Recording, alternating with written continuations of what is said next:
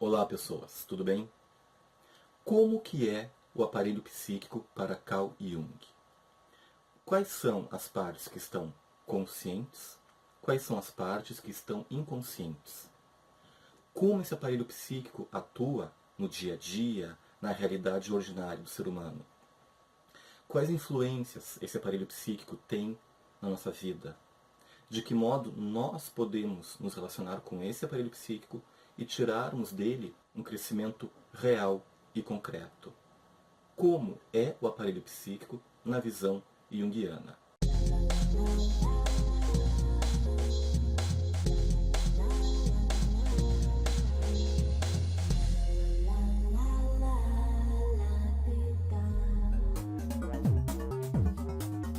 Meu nome é José Alberto, eu sou psicólogo clínico, atendo na cidade de Porto Alegre e também faço atendimentos online. Antes disso, gente, se inscreve no canal, deixa um like no vídeo, pode compartilhar à vontade. Havendo alguma dúvida, deixa aqui embaixo nos comentários que na medida do possível eu vou respondendo. E para falarmos do aparelho psíquico, vamos começar pelo inconsciente. Eu vou falar um pouco a respeito do inconsciente e da estrutura como um todo do aparelho psíquico. Esse primeiro vídeo eu vou abordar e enfocar mais o inconsciente. Eu fiz um esquema para podermos compreender o aparelho psíquico na visão de Carl Jung. Nesse esquema que eu montei para vocês, vamos fazer de conta que o cérebro é a parte consciente, é a consciência. Apenas para dar fazer uma analogia mais interessante, certo? Para ficar mais fácil, mais inteligível para vocês. Essa consciência possui também um inconsciente para a psicanálise clássica. Tá? Então nós temos o inconsciente e parte do ego também fica no inconsciente. São aquelas memórias que a gente pode lembrar, rememorar em alguns momentos, né, da nossa vida. No inconsciente nós temos o ego, parte do ego, nós temos o id e nós temos o superego. Isto é chamado de a segunda tópica do aparelho psíquico, tá? Que ele vai escrever lá em 1920 no livro Além do Princípio do Prazer, e também o ego e o id em 1923, tá? Que se refere a uma nova topografia, ok? Sendo que os elementos que estão no id é formado por componentes que não podem se tornar conscientes sem serem transformados em representações. Então, para a psicanálise clássica, tudo aquilo que está no inconsciente está reprimido, foi reprimido, recalcado, e não lembrar disso ou não simbolizar isso cria um neurótico. E isso vai aparecer nessa imagem, tá? Que é como Freud fala, que a consciência que nós temos é apenas a ponta de um iceberg, diante de vários outros elementos que estão reprimidos. Isto é o aparelho psíquico para a psicanálise clássica. É muito fácil de compreender a psicanálise clássica, até porque a grande diferença entre a psicanálise e a psicologia junguiana é que a psicanálise ela é redutivo-causal, e a psicologia junguiana é prospectivo-finalista. Isto muda tudo. A segunda coisa que muda tudo é o entendimento de Jung de inconsciente, o entendimento que Freud tem do inconsciente. Para Freud, o inconsciente é uma coisa que está lá, onde tem elementos que foram reprimidos, recalcados, e tem que ser lembrados. Para Jung, isso vai muito mais além. O inconsciente, além de ter dentro de si elementos que foram reprimidos pelo ego, possui um conjunto de outros elementos, e muitos deles estão vivos e possuem algum tipo de vida, de consciência e de autonomia, independente da nossa vontade. É aqui que esbarra a psicologia junguiana para a visão de muitas pessoas. O ser humano ele possui duas grandes cocaínas, desde os sumérios, da Babilônia, e essas duas cocaínas vêm sendo usadas por toda a humanidade, que é o poder e o controle. Tudo aquilo que foge ao poder e controle, eu renego, eu não aceito. Como que pode existir dentro de mim instâncias, eventos, estruturas que possuem vida própria, consciência e podem atuar na minha vida independente da minha vontade? Eu não aceito isto. Por isso que a psicologia de Carl Jung realmente não é para qualquer pessoa. Não tem como. Você tem que se despojar de muitas coisas, entre elas o vício de ter poder e controle sobre tudo e todos. Muitas das neuroses e histerias que estão aí fora surgem não só de elementos que estão reprimidos e que foram esquecidos, mas também desse vício maldito de ter poder e controle sobre o outro, sobre uma situação.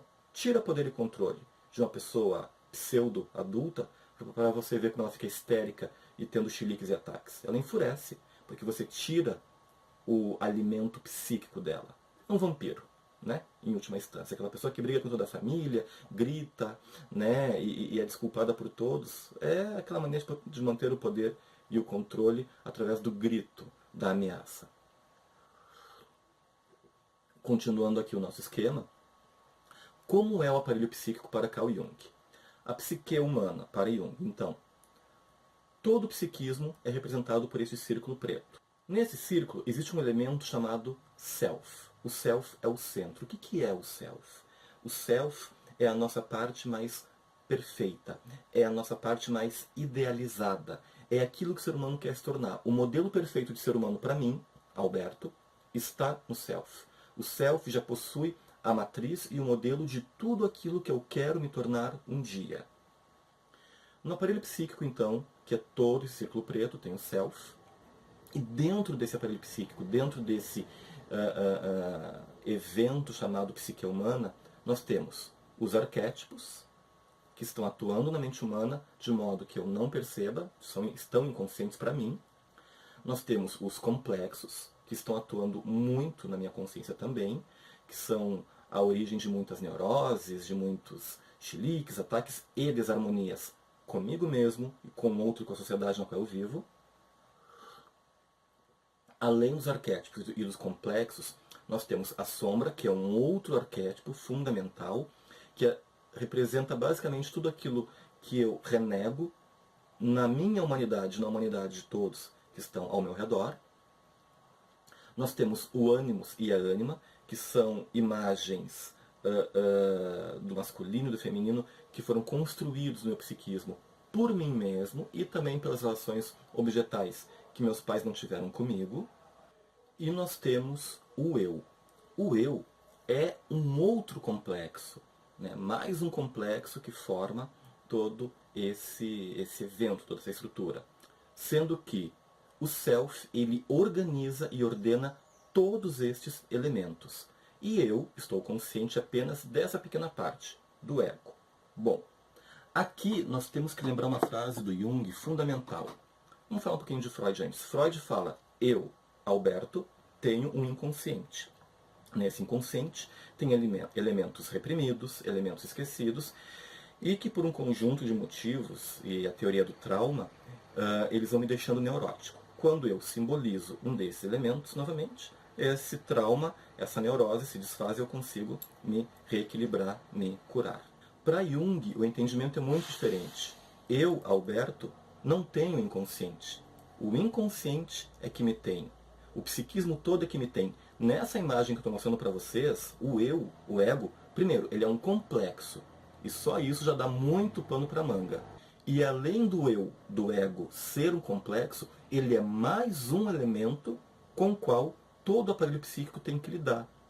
Qual é o centro desse aparelho psíquico? Onde está realmente a consciência deste ego? Está no self. Eu, Alberto, sou apenas uma projeção deste self.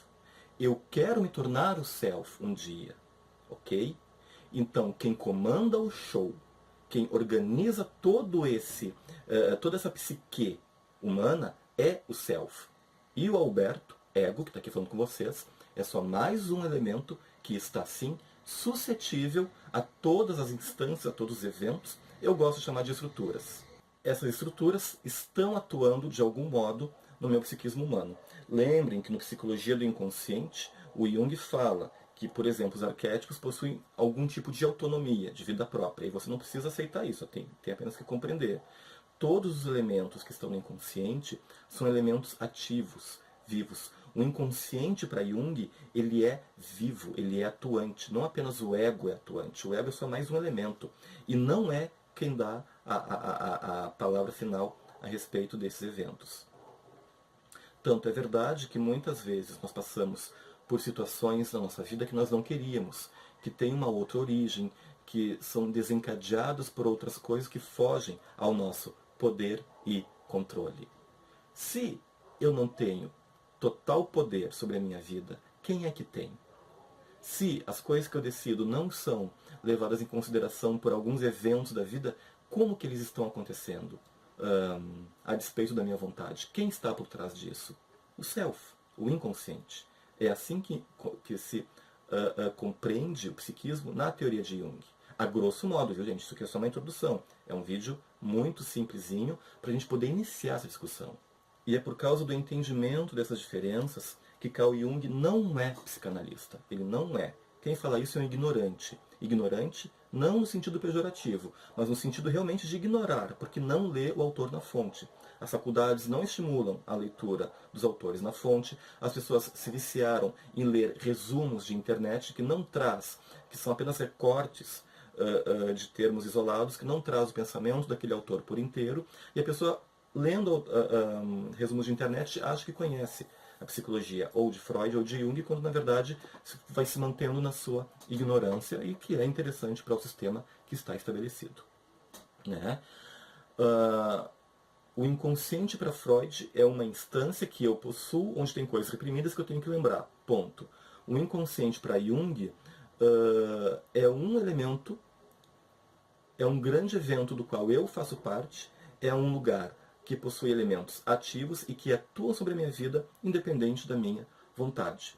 A psicanálise ela é redutivo-causal. A psicologia junguiana é prospectivo-finalista. Por si só entendendo esses dois conceitos, você compreende que Jung não é e não tem como ser psicanalista.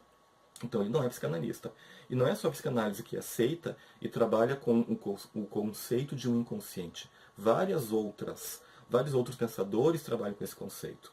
Então, por favor, não faça a redução de colocar tudo aquilo que aceita o inconsciente na psicanálise. Não, não é bem assim, gente. Estude o autor na fonte, vá ler e compreender os autores para estar apropriado do que você fala, certo? Quando a gente estuda a psicologia de Jung, fica muito fácil compreender a psicanálise. Por quê? A psicologia junguiana ela é conhecida, e o próprio Jung chamava ela de psicologia complexa ou profunda, porque ela é exatamente isso, ela é muito complexa. Lembrando que a psicologia de Jung ela se caracteriza por uma espiral ascendente, onde ele sempre volta ao mesmo ponto, né, de um modo revisto e ampliado. E a psicanálise, ela, por ser redutivo-causal, tudo se reduz à realização de desejo e a questões libidinais, que na psicologia junguiana não é só isso, é diferente. Ah, qual delas que é melhor? Ambas são ótimas, desde que o seu paciente saia bem atendido. Eu respeito muito Freud, eu considero Freud um grande gênio do século XX, porque ele trouxe conceitos, trouxe entendimentos, concatenou ideias que desencadearam um modo de pensar e de entender o ser humano que foram fundamentais para a nossa evolução enquanto sociedade. Nunca desrespeitem Freud, especialmente quem está iniciando na faculdade. Quando vocês tiverem a cadeira de psicanálise, se ainda tiverem, né, porque as TCCs parece que estão dopando todo mundo e tomando conta, mas se vocês tiverem ainda a alegria de ter uma cadeira de psicanálise com um bom professor que compreende realmente a psicanálise, quando a gente vê e estuda as fases do desenvolvimento psicossexual da criança, os conceitos de relação objetal, são fundamentais para o nosso entendimento. O próprio Freud, o próprio Jung fala, especialmente aqui no Psicologia do Inconsciente, volume 7, que a psicanálise e as ideias de Freud são fundamentais para o entendimento do universo da criança e são suficientes para o entendimento da criança. Ali a fase anal, oral, fálica, latência e fálica de novo são fundamentais para entender como que se dá a formação do trauma, da neurose e de muitas das patologias. Uma vez eu perguntei para uma professora minha de psicanálise na faculdade, ou comentei, professora, a senhora não acha que Jung deu à psicanálise uma continuidade que Freud não deu? E ela sabiamente me disse o seguinte: não, Alberto, o Jung ele deu um outro enfoque. Freud entende de um jeito e Jung entende de outro. E aí eu entendi, essa pessoa respeita Jung. Eu também respeito Freud. Eu entendo que ele deu um outro enfoque, que é fundamental, considero ele um gênio, vou considerar sempre um gênio, mas para as minhas buscas pessoais é em Jung que eu me realizo. Tá? Quem estuda a psicologia junguiana compreende com muita facilidade a psicanálise, porque ela é matemática simples, é uma matemática fácil de entender. 1 mais 1 é 2, ponto. A psicanálise é muito inteligível, é muito didática. Então estudem psicanálise, estudem Freud, o pensamento dele, o autor na fonte, esqueçam o resumo de internet, senão você vai se manter ignorante e vai achar que sabe alguma coisa, e vai passar vergonha na frente de quem sabe mais. Tá? Estudem Freud e estudem também Jung na fonte. Muito embora uma pessoa que só estuda Freud, que só estuda psicanálise clássica, por não saber como ler Jung, como compreender Jung, vai ter sim dificuldade em compreender todos os eventos e movimentos do inconsciente e da psique humana para Jung. Freud, ele escreve do consciente, do ego para o inconsciente, por isso que é fácil entendê-lo. Porém, para Jung, a matriz que ordena a vida humana, inclusive a egóica, a vida egóica, está lá no inconsciente. Então, o que ele faz? Ele escreve do inconsciente para o consciente. E como a linguagem do inconsciente é irracional, você não vai entender mesmo. Inclusive, o Jung fala, aqui no Psicologia do Inconsciente, no capítulo 4, no parágrafo, deixe-me ver aqui, qual parágrafo? Fundamente o que você fala, busca o autor na fonte, dê o fundamento. No parágrafo 72, mais adiante lá, ele vai falar o seguinte: nossa vontade é uma função dirigida pela reflexão. Logo, ela depende da qualidade da nossa reflexão. A reflexão, a verdadeira reflexão, tem que ser racional, isto é, sensata. Mas já foi provado, ou será possível provar algum dia, que a vida e destino concordam com a nossa razão humana ou são racionais? Pelo contrário, temos base para suspeitar que são irracionais ou, em última análise, que têm um fundamento que transcende a razão humana. A irracionalidade dos acontecimentos revela-se no que chamamos de acaso. Temos que negá-lo, evidentemente, porque não podemos pensar, a priori, em processo algum que não seja causal e, necessariamente, condicionado. Logo, não pode ser também causal. Mas, na prática, o acaso sempre existe, aliás, de uma forma tão insistente que poderíamos tranquilamente dispensar a nossa filosofia causal. Então, ele vai tecendo aqui todo um tipo de pensamento que vai dizendo que, olha, talvez a racionalidade humana, que nós levamos séculos, milênios para desenvolver, não seja quem define as regras. Não é quem define as regras. E o que está definindo as regras? Algo que é irracional. Quem foi que disse que a linguagem racional e o pensamento racional é a matriz de organização da vida? Não é. São os arquétipos. E os arquétipos, por estarem no inconsciente, acabam definindo elementos que para nós hoje são considerados irracionais, mas que talvez sejam o que realmente define o padrão de vida. Isso é só um vídeo introdutório do aparelho psíquico na visão junguiana, que é o primeiro vídeo, depois faremos outros. E, havendo dúvidas, novamente, deixe aqui embaixo no vídeo, que, na medida do possível, eu vou respondendo. Eu sigo tomando meu café e até o nosso próximo encontro.